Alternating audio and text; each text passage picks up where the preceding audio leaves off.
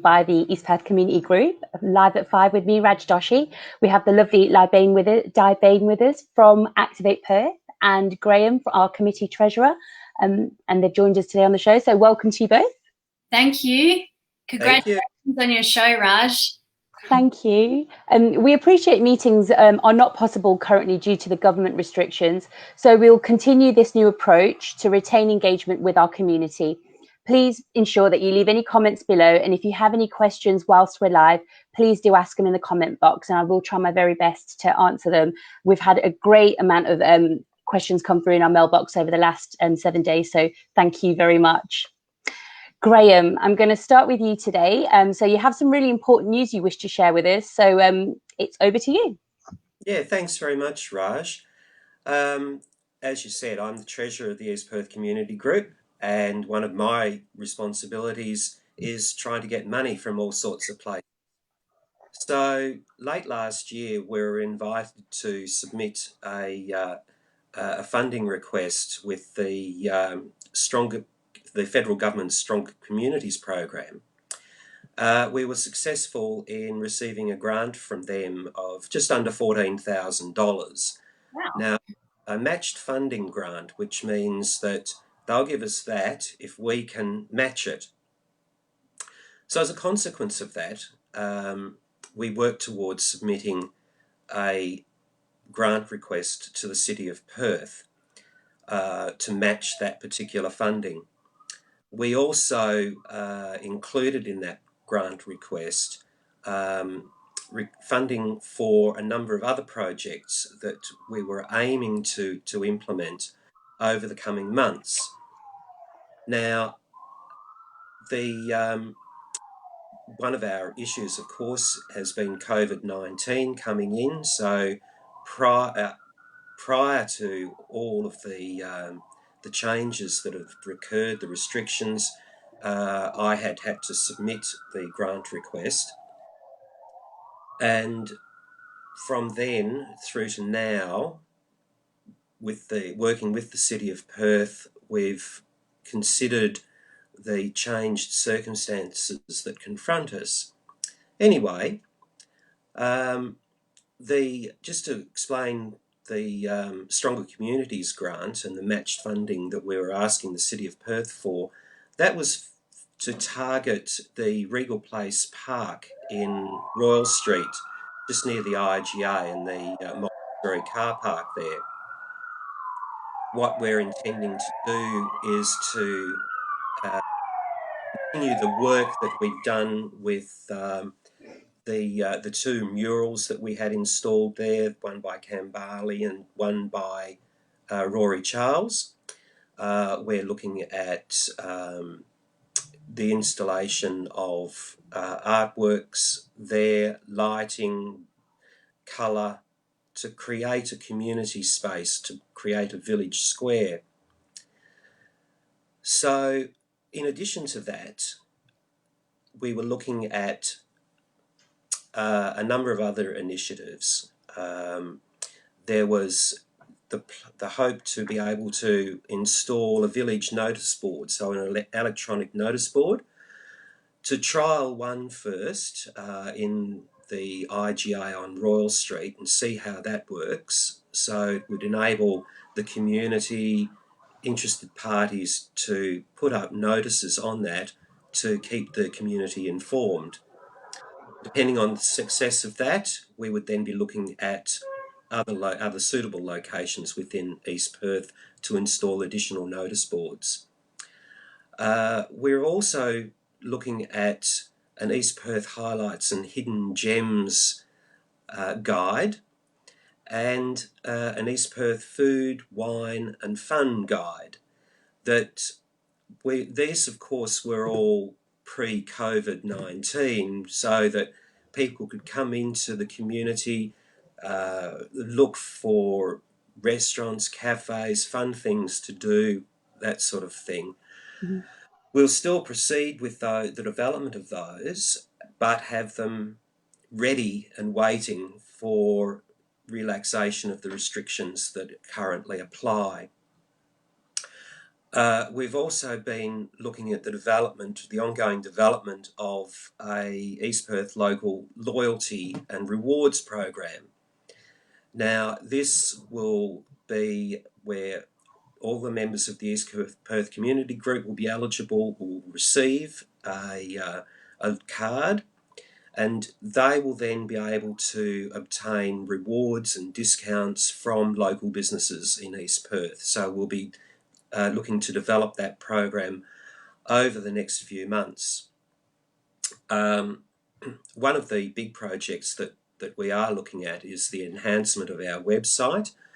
The website contains a lot of information at the moment, but we want to make it more user-friendly, easier to find, a lot more resources available on the website, so we'll be looking to develop that.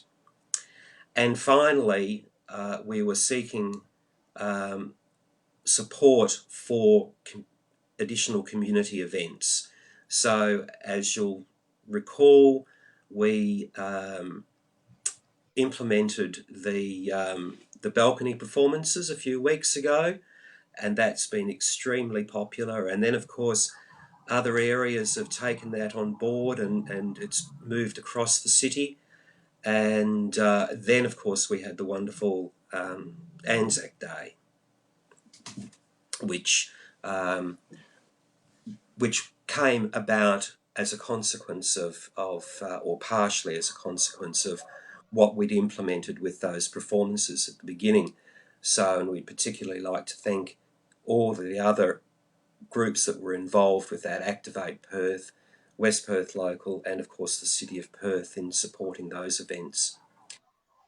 Now, of course, with COVID-19, we've had to rethink when we're going to do these projects, and particularly the community events. So what we want to do is to try and have community events that are occurring whilst we're still in these restricted times, to engage the community, to keep the community together in a socially distant way.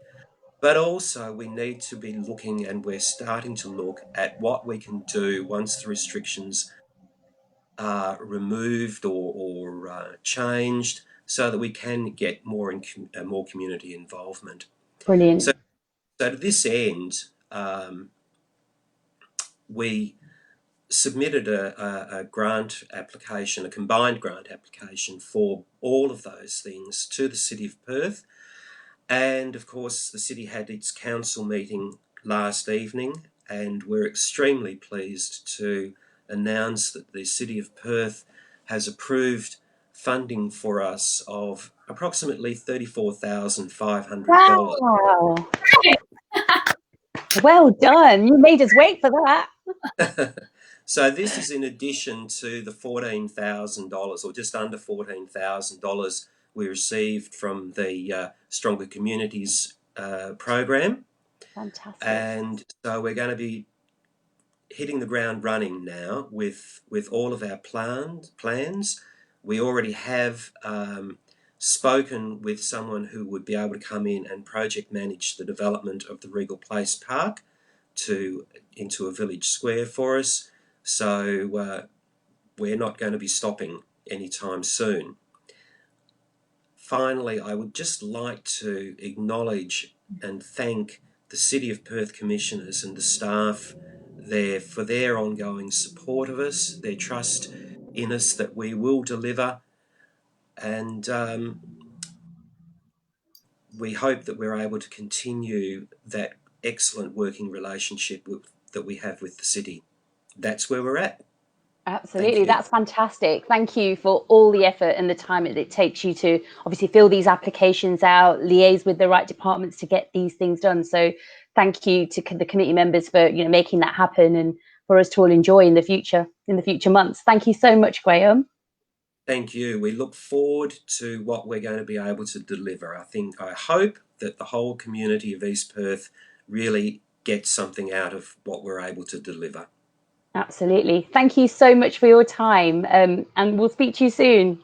Bye. Bye-bye. Thank you.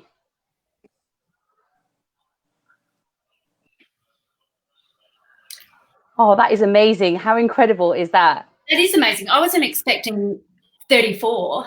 I was thinking, the city of Perth, 5, 10, 15, maybe. Yeah. Great. Congratulations. Really, really good work, guys. Thank you so much. So Di, going back to yourself, we're gonna mix it up a little bit this week. So we've just got a one-on-one interview, so it's going to be a little bit faster, a little bit quicker. And what I thought we'd do is we'd set up a little icebreaker just to get to know you a bit more for all the viewers who maybe don't know who you are or how you're sort of connected with the community group. But before that, I thought we'd do something fun. So I'm going to put 2 minutes on the clock, and we're going to try and answer as many questions as we can. Yes. So here goes. Right. Question 1. What's your favourite, coffee or tea? Coffee. What's the last greatest TV show or movie that you watched? Killing Eve. Oh, good one, yeah. What's your favourite karaoke sing-along? Oh, Jesus. The last one was... it was a Lady Gaga song, from her latest movie. That was my last karaoke song. Oh, Shallow. Shallow, yes. Yay.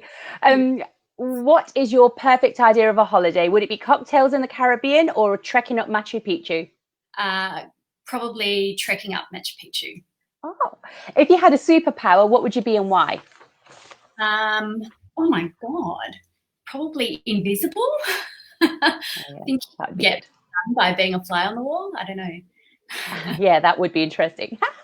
If you could bring back any fashion trend, what would it be and why?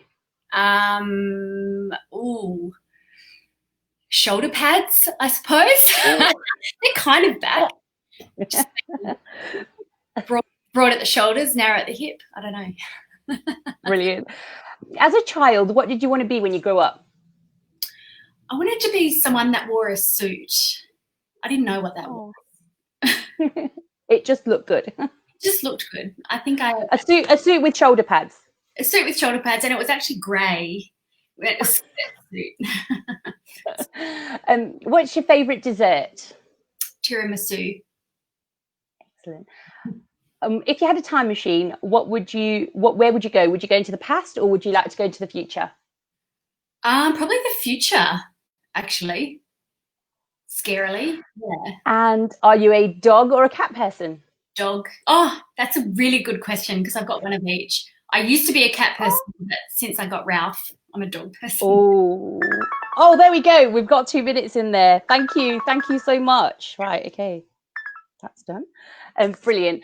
So thank you for that. I appreciate it. And just touching back on what Graeme said earlier, we just wanted to say a big thanks and a congratulations for the successful collaboration that we did together for the Anzac services over the weekend.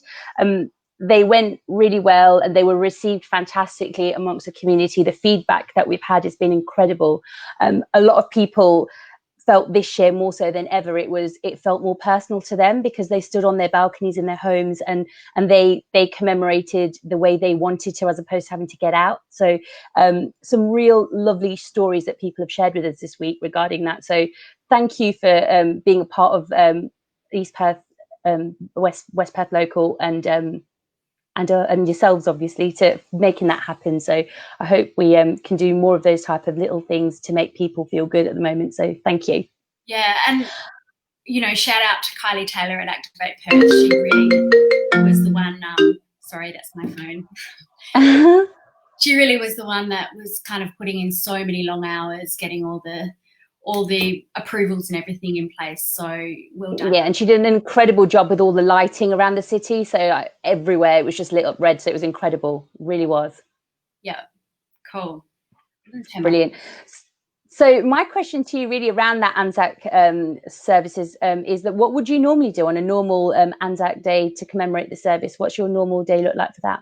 So normally I would go down to Kings Park for the dawn service. My grandfather's uncle has a plaque on May Drive, and I've always known about that ever since I was a kid. When I was very young, I spent all my Anzac Day services with my nana in Wandowie, which is between Perth and Northam. We used to go to the local council there where they would have a service, and then when I got to be a bit older, I worked as a journalist, and they would I always, usually had to do the Anzac Day service, whether it be in Albany or Bunbury, Margaret River, or, Perth or Sydney. Actually, I did a few services over there.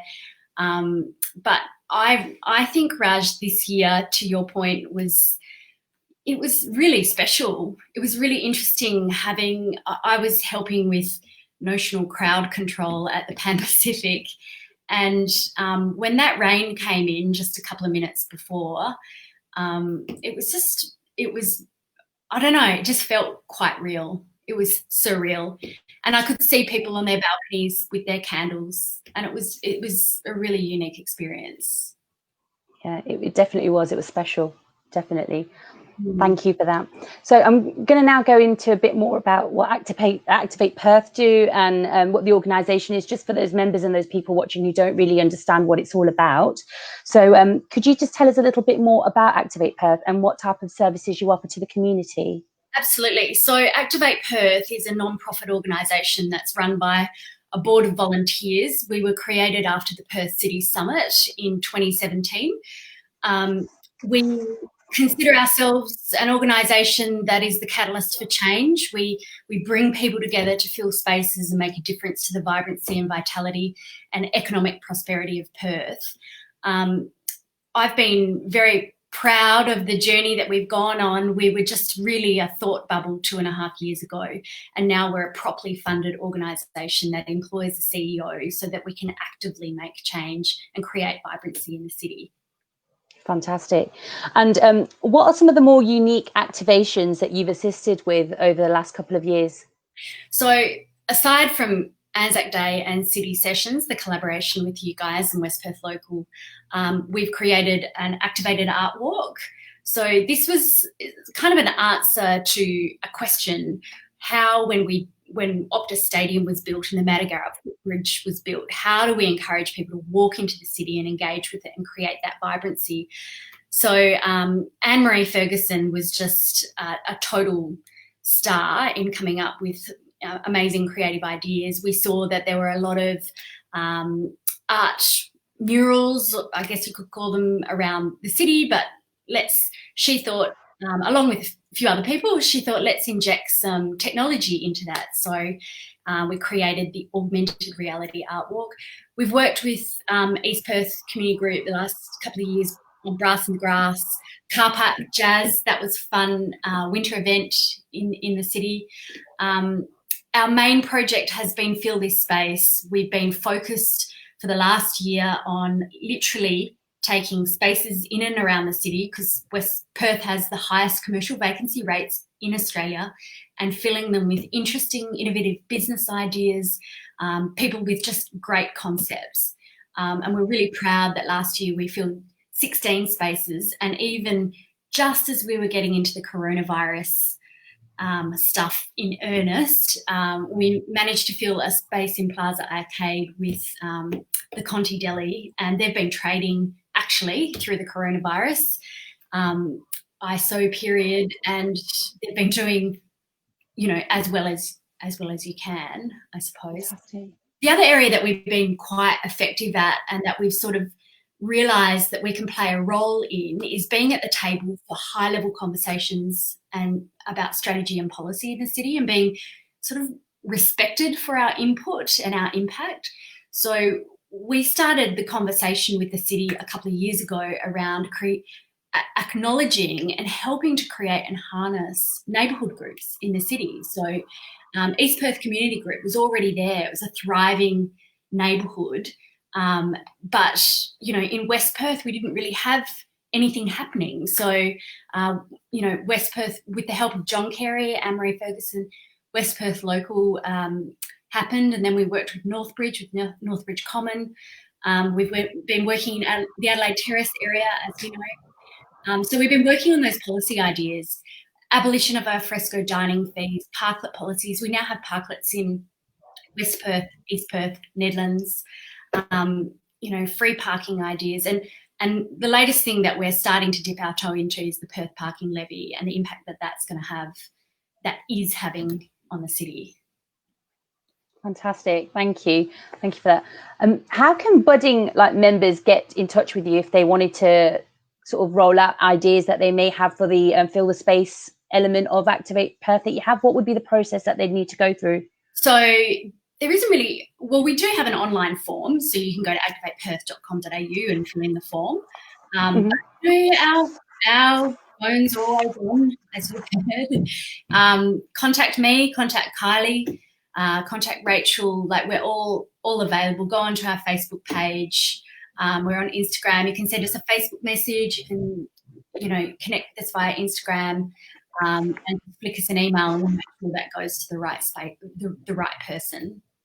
So it could just be absolutely any idea, anything at all. Yeah, so we've been creating what we call an activation army. So it's really just a database, but we've got about 1,500 or so people now on our database that kind of have they've engaged with us because they want more information, or they have a skill that they want to volunteer with.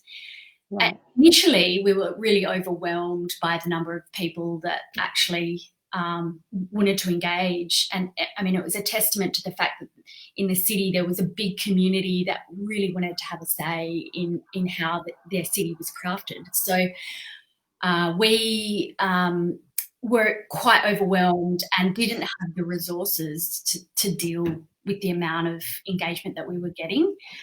So that was quite challenging at the start, but now, you know, we use our main email is kaya@activateperth.com.au. So Kaya, the Aboriginal word for hello. So right, fantastic. That's KAYA@activateperth.com.au. So that's our main email, and that goes to most people, and you'll usually get a response sooner rather than later. So it can literally be anything. If anybody's got a crazy idea that they think, you know, they've never thought of out aloud, maybe they want to share it and they could go further, they can just get in contact with you and maybe throw the idea out and see what you think or how you can help them. No idea is a bad idea. That's fantastic. The more the merrier. That's how. Brilliant. You know, we're all ears. Fantastic, exciting news. So in terms of, I know you mentioned and you touched over the AI with the art walk that was introduced in 2018. Is there anything sort of coming up which you're going to sort of maybe extend it out to a wider area of East Perth, or any other concepts using AI? Yeah, so we really want to incorporate some of the murals that Graeme was talking about into the walk, and we want to try and make it. At the moment, it's quite spread out. You can only do so much with the money that you can get, but we want to try and fill in some of those gaps. Mm-hmm.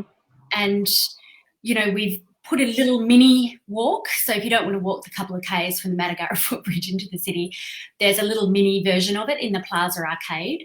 So that's a bit of fun. You can go through there and just do it without building up too much of a sweat.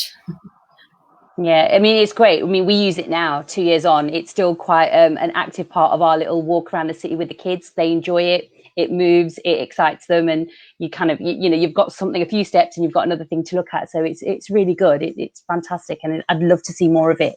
Yeah, it's such a great idea, and I wish I could say it was my idea, but it just wasn't. It was Andrew. And I think some of the guys from the Finney family, I think, helped her as well with that idea, and Simon Brink, obviously, yeah. So yeah, it's very exciting, and it's been great that we've had so much engagement with it. Yeah, fantastic. Well, hopefully we'll see more in the coming months or years, maybe. Yeah. Brilliant. So last but not least, it's great news. I hear that you're going to be putting yourself forward for Lord Mayor elections later this year. I just wanted to ask a few quick questions about your vision for the city. So I know that you've got the Activate Perth side, but what's your vision in terms of sort of future growth for Perth over the next 5 to 7 years? What do you hope to see? 5 to 7 years. So my vision is that Perth is a magnetic city of substance and soul, a city that everyone wants to be a part of. And I think, Raj, the future for Perth is absolutely, it's people. It's all about people. The post-corona world, more and more people are going to look inside themselves. They're going to kind of ask themselves what kind of life they want to live. And I think we need a lovable city that's full of our number one asset, people. I firmly believe in the absence of commercial. We need to really start focusing on residential. Melbourne did this 30 years ago, and look at where Melbourne is now. It's so much more than just what's our population target. It's, you know, it's great to have targets and how many more apartment towers are we going to build. It's about sweating our existing assets, allowing our neighbourhoods to really craft their identities. And you're seeing that now in East Perth with, you know, when you get a grant of $34,000, you can actually do something, and setting street targets. So we've been, like I'd mentioned, campaigning at Activate Perth for the acknowledgement that Perth's a city of neighbourhoods, but I think we need to take a step further, and within those neighbourhoods we have villages, and we really need to harness the energy, the ideas of the people who've chosen to live there, and, you know, ask them, what do they need? How do they want their streets look? Do they want dog parks? Do they need a supermarket? I saw you were asking about a butcher on Facebook today. Yeah. The closest butcher for you is in Northbridge, and if you were to take public, and Torres is amazing, they're one of the best butchers in going, but, you know, it's quite a journey for you to get to Northbridge. Absolutely. So I think this is a really different way of thinking people first and doing it earnestly and honestly is a really new way forward for Perth. Fantastic. And a lot of people this week have asked questions around the homelessness in the city and the issue that Perth itself faces in terms of homelessness. So if you were to become mayor, what type of approach would you have to help these people try and rebuild their lives, rebuild that community elements of them, and ultimately eradicate the issue from Perth? Like, what do you think we need to do as a community? What can we do to help? Yeah, I just think it's just so sad to see more and more people living on the streets, and there should not be a Lord Mayor in this country that doesn't put homelessness as its number one priority. Again, it comes back to collaboration and advocacy. We have to work, obviously, very closely with the state government to support their plan for more services, and I've seen John Kerry doing this along with Graeme McCullagh at the city, but there needs to be relentless advocacy to governments to deal with the services and housing needs of homeless people. And, you know, when I saw what Rob Whedon was doing at the Pan Pacific, and it was his idea to make an entire floor reserved for our most vulnerable and homeless people, it really brought goosebumps. I was chatting to him the other day, and he was telling me that there's a woman that's, because she's had a roof over her head, because she's had a warm bed, she's been there for 28 days, and she's been 28 days clean of ice. She lives on the Amazing. street because she, you know, it fell through the cracks. She had a terrible circumstance in her life. By day, she's an alcoholic, and by night, she takes ice to keep alert and awake, and it helps her with her safety and anxiety. Now, this woman has been given an opportunity to turn her life around just purely because she was given a bed, somewhere to stay, and a meal. And, you know, good on Rob Whedon and good on the Pan Pacific for showing some huge leadership in this area.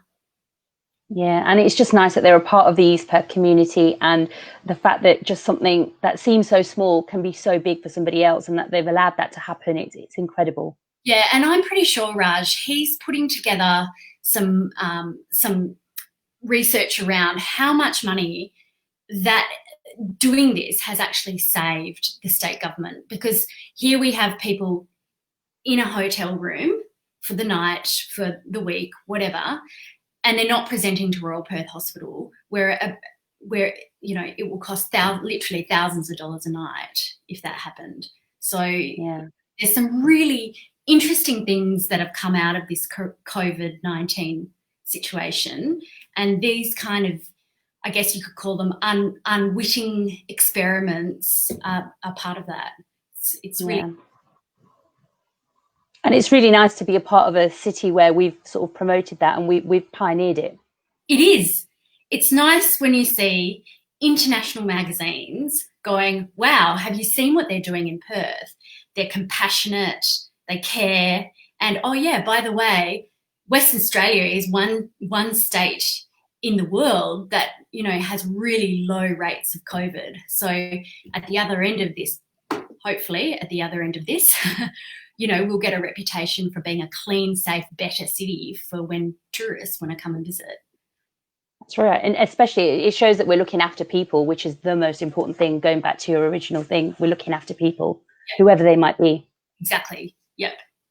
Brilliant. So the last question I really have is for you today is what do you think, I mean, we've discussed a lot of it anyway, but what do you think has been the positive outcomes around the fact that this pandemic has come along? It's changed all of us in the way that we operate, our home lives, our work lives, everything's sort of been turned upside down. But what ways do you think, in positive ways, has it changed your life? I would say that I think we're more conscious about caring for each other. It's quite interesting, even though we can't touch each other, you can't shake hands, or you can't give someone a kiss. For some reason, we care, we're volunteering more, we're donating more time and effort. I think we've had time to reflect on what's important in life, and these things have become more important. And, we've come up with innovative ways to connect, like what you're doing right now, Raj. Here we are online having a conversation, and it's just so easy to do. And we've innovated in other ways. Look at, all our restaurants in the city, some of the best restaurants in Perth, you can get takeaway. I had takeaway from Karaoke the other night. Three meals, like entree, main, dessert for $50. Fantastic. Distillery making hand sanitizer, Bivouac providing meals for frontline workers. It's just really interesting. And I think, seeing people walking around and using our open spaces and our green spaces has been, it just makes you feel nice. It does. It really does. And you're quite right. Yeah, we're all in it together, and we are looking after each other. So it is a good feeling, and it's a nice one. So thank you so much for our chat today. That was all we needed to cover. And thank you for everybody watching and all those people who put loads of questions forward. And I'm sorry if I wasn't able to answer all of them, but I promise I will get through as many as I can. Di, thanks again, and I appreciate your time. Have a lovely evening. Thank you. You're welcome, and congratulations on your show. I think it's a really great idea. Oh, thank you. Everybody stay well and stay safe. Thank you. Bye-bye.